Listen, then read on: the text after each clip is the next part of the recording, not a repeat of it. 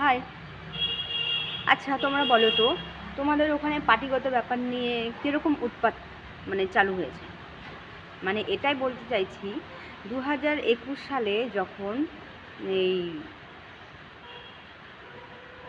টিএমসির লোকজনেরা অত্যাচার করছিল, তখন কোনো মা বোন এতটা উৎপাত শুরু করেনি। উৎপাত এত ডায়লগবাজি, তারপরে বড় বড় কথা, তারপরে যে এখন যা ঘটছে, যেমন এখন কিছুদিন আগে যে বিজেপি জিতলো, তারপর থেকে যে মারামারিটা চালু হলো, টিএমসির কিছু কিছু আদ্দামবাড়ি, হ্যাঁ, ছোটো লোক, মহিলা, পুরুষ, এদের কথা বলছি, কিছু কিছু মেয়েরা এত মারধর হচ্ছে, এখন প্রতিবাদ করতে আসছে। প্রতিবাদ এখন তুলে ধরছে যে সব বিজেপির লোকজন করছে।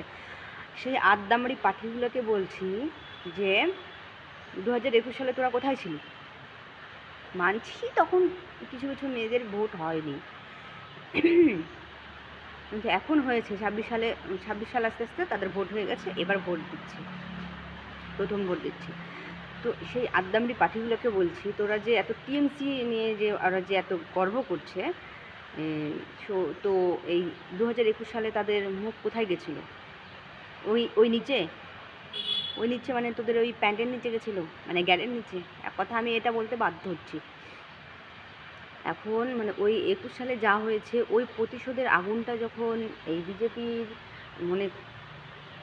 খুব জেগে গেছে, শোধ তুলবে এক কথায়, ওইটা যখন ওই ইয়েটা যখন তুলছে এক কথায়, এখন ওদের ফাটছে,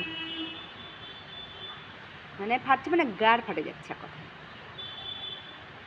এই কারণেই বলছি যে টিএমসি তো টিএমসি বলতে এই আমাদের মুখ্যমন্ত্রী যখন মমতা দিদি ছিল, তাদের লোকজনরা মুখ বেছে বেছে লোকজনকে ঘর দিত। যদি তাদের বিরোধী দল কোনো যদি বিজেপির লোকেরও যদি নাম আসতো ঘরের, সেই নাম কেটে তারা নিজের ইচ্ছা মতো তাদের লোকজনকে ঘর দিচ্ছে। কোনো কিছু একটা, এই গ্রামে দেখো যেরকম একটা তিরপল এসেছে, ধরো টিএমসি দলেরা তিরপল বিতরণ করছে। যদি একটা বিজেপির কোনো লোক যায়, তাকে ওখান থেকে বঞ্চিত করা হচ্ছে। আচ্ছা, টিএমসি লোকজনগুলো ধরে বসে আছে যে হ্যাঁ, ওটা বিজেপি দলের লোকজন এখানে এসছে, তাই তাদেরকে ভোট কোনোভাবেই সাহায্য করা যাবে না। আর